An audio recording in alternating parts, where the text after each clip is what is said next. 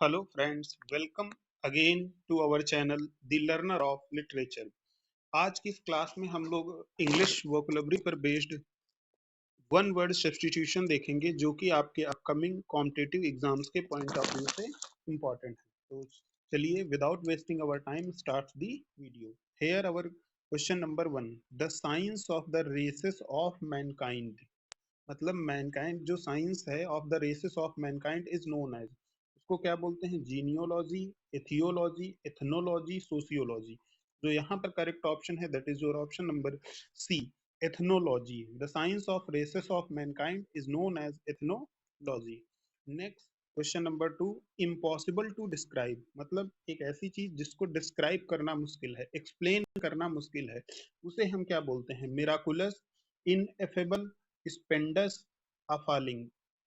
तो जो यहाँ पर करेक्ट ऑप्शन है that is option number B, ineffable. जो कहलाता है वो होता है impossible to describe. Next question, question number 3, one who criticises popular beliefs which he thinks is mistaken और अनवाइज। मतलब इसका समझ लीजिए, एक ऐसा पर्सन जो क्रिटिसाइज करता है पॉपुलर बिलीफ, मतलब जो है जो पहले से चले आ रहे हैं या रूढ़िवादी विचार हैं, बट उसे ये लगता है कि ये गलत है और अनवाइज है। मतलब जो रूढ़िवादी विचारों को जो है क्रिटिसाइज करता है, एक ऐसा पर्सन क्या कहलाता है? Philistine, iconoclast, impostor, cannibal. तो जो यहाँ पे करेक्ट ऑप्शन है that is option number B, iconoclast. मतलब जो है जो पुराने विचारों की बुराई करता है, क्रिटिसाइज करता है, उस पर्सन को हम बोलते हैं iconoclast. Next question, question number 4, one who hides away on a ship to obtain a free passage. मतलब एक ऐसा पर्सन जो किसी जो है शिप पर जो है क्या हो जाता है? छिप जाता है, टू ऑब्टेन अ पासेज। मतलब जो है ताकि वो छुप करके कहीं दूसरी जगह जा सके, कंट्री में जा सके। उसको क्या बोलते हैं? Compositor, stoker, stowaway, separate. तो यहाँ पर जो correct option that is option C, stowaway. Stowaway is the person who hides away on a ship to obtain a free passes. Next question, question number 5, clue available at a scene. ध्यान से देखिए, clues available at a scene मतलब एक scene पर कहीं मान लीजिए कोई क्राइम हो गया है, या जो है जो उसका वहां पर अगर पुलिस जाकर के दौरा करती है, तो वो उसको जो सीन पर क्लूज मिलते हैं वो क्या कहलाते हैं? Circumstantial, suggestive, derivative, inferential. तो जो यहाँ पर correct option that is option number A, circumstantial. मतलब जो है किसी क्राइम सीन पर या किसी सीन पर जो है जो क्लूज अवेलेबल होते हैं, that one is known as circumstantial. Next question, our question number 6, an emolument over or above the fixed income और सैलरी। मतलब एक सैलरी जो मिलती है एक पर्सन को, उसके ऊपर जो दिए जाने वाले बेनिफिट्स होते हैं वो क्या कहलाते हैं? तो यहाँ पर ऑप्शंस हैं आपके, ऑनरेरियम, सिनिक्योर, परिक्विसाइड, प्री प्रीरोगेटिव। तो जो यहाँ पे करेक्ट ऑप्शन है that is option number C. मतलब जो है आप ऐसे मान लीजिए कि जैसे जो है कोई पर्सन एक जॉब कर रहा है, तो जो उसको उस जॉब के बिहाफ पर जो एक्स्ट्रा बेनिफिट्स मिलते हैं वो आपका कहलाते हैं perquisite. Next question, question number 7, one who is all powerful. मतलब एक ऐसा पर्सन जो बहुत ही ज्यादा क्या है? पावरफुल है। ऑप्शंस हैं आपके, unremarkable, mundane, incapable, omnipotent. तो यहाँ पर जो करेक्ट ऑप्शन है that is option number D, omnipotent. Next question, the animal of a particular region. एक रीजन के जो एनिमल्स होते हैं, एक पर्टिकुलर रीजन के जो एनिमल्स होते हैं, उनको क्या कहा जाता है? ऑप्शंस हैं आपके, फ्लोरा, म्यूजियम, जू, फौना। तो यहाँ पर जो करेक्ट ऑप्शन है that is option number D, fauna. Animal of a particular region is known as fauna.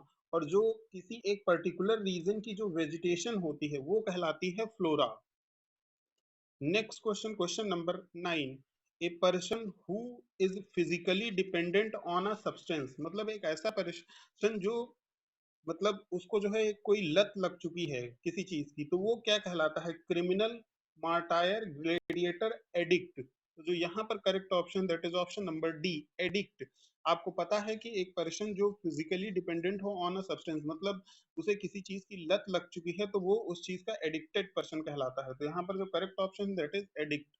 Next question, question number 10, a child born after the death of its father, मतलब एक ऐसा बच्चा जिसका जन्म जो है उसकी पिता की मृत्यु के बाद हुआ है, तो then he is known as deprived orphan posthumous waif. तो जो यहाँ पे करेक्ट ऑप्शन है दैट इज पोस्थॉमस। किसी के पिता की मृत्यु के बाद जो है वो बच्चा अगर पैदा होता है तो उसे पोस्थॉमस बोलते हैं। Next question, question number 11, falling to discharge one's duty, मतलब जो है sorry failing to discharge one's duty, यहाँ पर जो ये वर्ड है failing to discharge one's duty, मतलब जब कोई अपने ड्यूटी को, अपने कर्तव्य को पूरा करने में जो है फेल हो जाए, तो that one is known as debacle, dereliction, determination, deterrent. तो जो यहाँ पे करेक्ट ऑप्शन है that is dereliction. Dereliction means is that कि a person who has not discharged his duties carefully. Next question, question number 12. A movement of a body part to express the idea or feeling, मतलब human body के किसी part का जो है move करना जिससे जो है वो अपने आइडियाज को एक्सप्रेस कर सके या अपनी फीलिंग को एक्सप्रेस कर सके, क्या कहलाता है? जाइब, जेस्चर, पोज, मिमिक्री। यहाँ पर जो करेक्ट ऑप्शन है that is option number B, gesture. A movement of a body part to express a idea or feeling is known as gesture. Next question, question number 13. To surround a place with the intention of capturing it, मतलब किसी स्थान को घेरना उसको capture करने के लिए, मतलब जीतने के लिए, क्या कहलाता है? बाई वो एक डिसीज, अनवेड, इंटर्न। तो जो यहाँ पे करेक्ट ऑप्शन है that is option number B, disease. Disease मतलब होता है किसी एक किसी जगह को घेर लेना, मतलब उसको जीतने के उद्देश्य से घेरना। मतलब मान लीजिए जैसे कोई राजा है वो कहीं पर अटैक करता है, तो वो उस पूरी कंट्री को या किंगडम को जब घेर लेता है तो उसे हम बोलेंगे डिसीज, क्योंकि उसका जो इंटेंशन है he want to win that area, वो उस स्थान को, उस एरिया को जीतना चाहता है। Next question, question number 14, to send back a person to one's country, मतलब एक आदमी को वापस जो है उसके देश में भेज देना, क्या कहलाता है? Repatriate, expatriate, migrate, immigrate. तो जो यहाँ पर करेक्ट ऑप्शन है that is option number A, repatriate. मतलब अगर मान लीजिए कोई पर्सन जो है किसी दूसरी कंट्री में जो है इलीगली घुस जाता है, तो वहां से जो है वो पर्सन, मान लीजिए वहां की पुलिस ने उसको पकड़ लिया, तो वापस उसके देश में ही भेज देना जो है वो क्या कहलाता है? रिपैट्रिएट कहलाता है। आगे बढ़ते हैं, question number 15, one who opposed to intellectual progress, मतलब एक ऐसा आदमी जो इंटेलेक्चुअल प्रोग्रेस को अपोज करता है। Impostor, chaperone, prospector, obscurant. तो यहाँ पर जो correct option that is option number D, obscurant. Obscurant person is the person who oppose to the intellectual progress. Next question, question number 16, a woman with dark brown hair, मतलब एक ऐसी औरत जिसके जो बाल हैं उनका कलर है डार्क ब्राउन है, क्या कहलाते हैं? ऑप्शंस हैं आपके ब्लॉन्डी, ब्रूनेट, टर्मिगेंट, क्वाइफर। तो यहाँ पे जो करेक्ट ऑप्शन है that is option number B, brunette. A woman with dark brown hair is known as brunette. Next question, question number 17, what can not be heard, मतलब जिसको सुना नहीं जा सकता है। Inaudible, audible, unheard, ineffaceable. तो यहाँ पर जो करेक्ट ऑप्शन है that is option number A, inaudible. जिसको सुना नहीं जा सकता है इनऑडिबल कहलाता है, और ऑडिबल का मतलब होता है व्हाट कैन बी हर्ड, मतलब जिसको सुना जा सके, वो आपका कहलाएगा heard. Next question, question number 18, house of Eskimos, मतलब एस्किमोज के जो हाउस होते हैं उनको क्या कहते हैं? हैमलेट, इग्लू, डाउनी, हट। तो यहाँ पे करेक्ट ऑप्शन है option number B, igloo. The house of an Eskimo is known as igloo. Next question 19, one who has a special skill in judging art, music, taste etcetera, मतलब जो है एक ऐसा पर्सन जो किसी आर्ट, म्यूजिक या test को जो है जज करने का स्पेशल स्किल है उसके पास, मतलब वो उस चीज का क्या है? विशेषज्ञ है, इज विशेषज्ञ। ठीक है, विशेषज्ञ। तो यहाँ पर जो है आपका ऑप्शंस हैं आपके कॉन्सर, कॉन्सर, रेक्टर, रैंकॉटर, सेवेराइट, एमेचर। तो जो यहाँ पर करेक्ट ऑप्शन है that is option number A, कॉन्सर।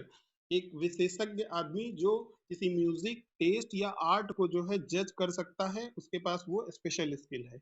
आगे बढ़ते हैं इस वीडियो के अपने लास्ट क्वेश्चन की ओर। One who knows many language, मतलब एक ऐसा पर्सन जो बहुत सी लैंग्वेज जानता है, उसे हम क्या बोलते हैं? Linguist, debater, stylist, polyglot.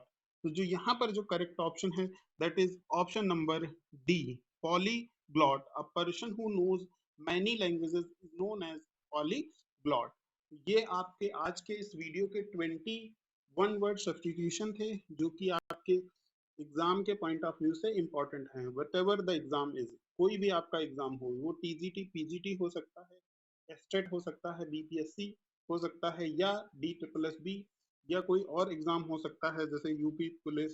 इन सभी के पॉइंट ऑफ व्यू से ये 21 वर्ड सब्स्टिट्यूशन बहुत ज्यादा इंपॉर्टेंट है। आप इस वीडियो को 1 से 2 बार देख सकते हैं और उसको याद कर सकते हैं। देन और ऐसे ही दूसरे वीडियोस के लिए आप जो है हमारे साथ जुड़ सकते हैं और हमारे चैनल को सब्सक्राइब कर सकते हैं। Thank you.